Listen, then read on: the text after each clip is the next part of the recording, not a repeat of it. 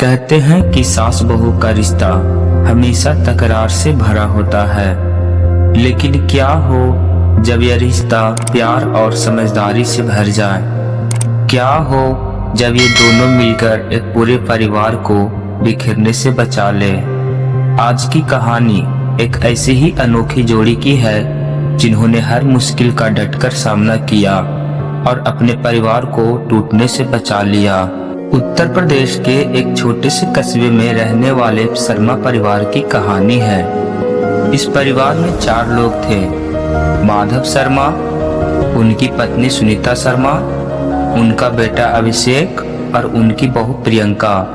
माधव शर्मा अपने जमाने के एक सम्मानित स्कूल टीचर रह चुके थे, लेकिन रिटायरमेंट के बाद उनकी आमदनी कम हो गई थी।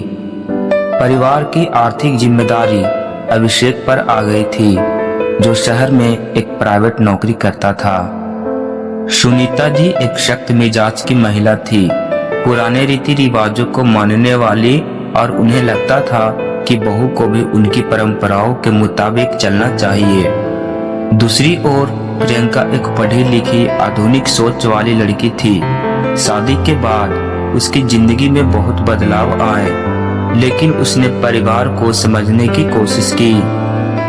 सब कुछ ठीक चल रहा था, लेकिन फिर अचानक एक दिन खबर आई कि अभिषेक की नौकरी चली गई।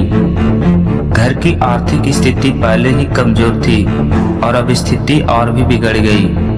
अभिषेक ने कई जगह कोशिश की, लेकिन तुरंत नौकरी मिलना आसान नहीं था। घर में तनाव बढ़ने लगा, किराने का सामान कम होने लगा, बिजली और पानी का बिल बढ़ने लगा। माधव शर्मा अपनी पेंशन से जितना कर सकते थे कर रहे थे, लेकिन यह पर्याप्त नहीं था। सुनीता जी को लगने लगा कि अब घर की जिम्मेदारी संभालना मुश्किल होते जा रहा है।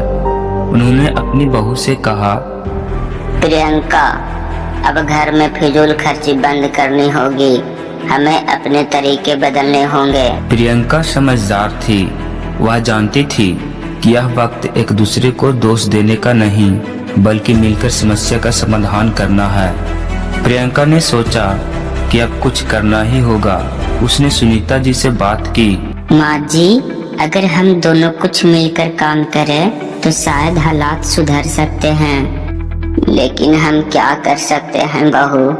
आपको खाना बनाना बहुत अच्छा आता है, क्यों न हम एक छोटा सा टिफिन सर्विस का काम शुरू करें? सुनीता जी को यह विचार पसंद आया, लेकिन उन्हें डर था कि वे इसे संभाल पाएंगी या नहीं। प्रियंका ने उन्हें समझाया कि वे धीरे धीरे शुरुआत करेंगी और फिर इसे बड़ा बनाएंगी। उन्होंने घर के आसपास के ऑफिस और कॉलोनियों में टिफिन सर्विस का प्रचार किया। पहले कुछ ही ऑर्डर मिले, लेकिन धीरे धीरे उनकी मेहनत रंग लाने लगी। लोग उनके स्वादिष्ट खाने की तारीफ करने लगे और उनकी ग्राहक संख्या बढ़ने लगे। अब सुबह का वक्त बहुत व्यस्त हो गया था। सुनीता जी खाना बनाती और प्रियंका पैकिंग और डिलीवरी का काम संभालती। काम शुरू हो चुका था, लेकिन चुनौतियां अभी भी बाकी थी। कई बार ग्राहक पैसे नहीं देते तो कभी सामग्री महंगी हो जाती।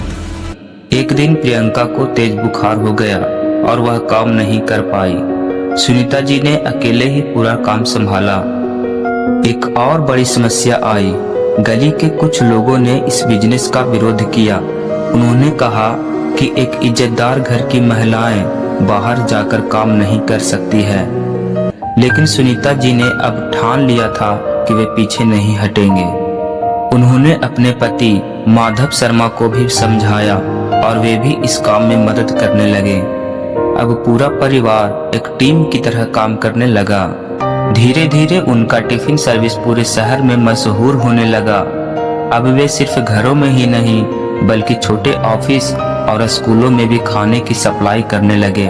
अभिषेक को भी कुछ समय बाद एक अच्छी नौकरी मिल गई, लेकिन अब यह बिजनेस इतना बढ़ चुका था कि वे उसे बंद नहीं करना चाहते थे।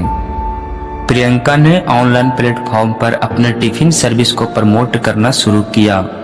उन्होंने व्हाट्सएप और फेसबुक का इस्तेमाल करके ज्यादा लोगों तक पहुंच बनाई। अब उनके पास रोज 100 से ज्यादा ऑर्डर आने लगे। सुनीता जी जो कभी बहू को परंपराओं में बांधना चाहती थी, अब उसकी सबसे बड़ी समर्थक बन चुकी थी। उन्होंने समझ लिया था कि वक्त के साथ बदलना जरूरी है। आज शर्मा परिवार न सिर्फ आर्थिक रूप से मजबूत हो चुका था, बल्कि सास बहू की जोड़ी की मिसाल पूरे शहर में दी जाने लगी। स्थानीय अखबारों ने भी उनकी कहानी छापी। सास बहू की जोड़ी ने किया कमाल, बनाया अपना बिजनेस। जब लोग सुनीता जी से पूछते हैं, आपने अपने बहू के साथ मिलकर यह सब कैसे किया, तो वे मुस्कुराकर कहती हैं, कभी कभी बदलाव जरूरी होता है। मैंने अपनी बहू को समझा और उसने मुझे। बस इसी समझदारी ने हमें सफल बना दिया।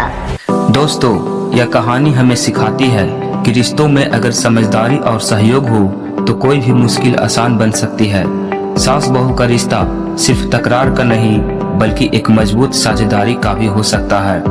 अगर आपको यह कहानी पसंद आई तो वीडियो को लाइक करें, अपने विचार कमेंट में लिखें और चैनल उड़ान सागा को सब्सक्राइब करना न भूलें।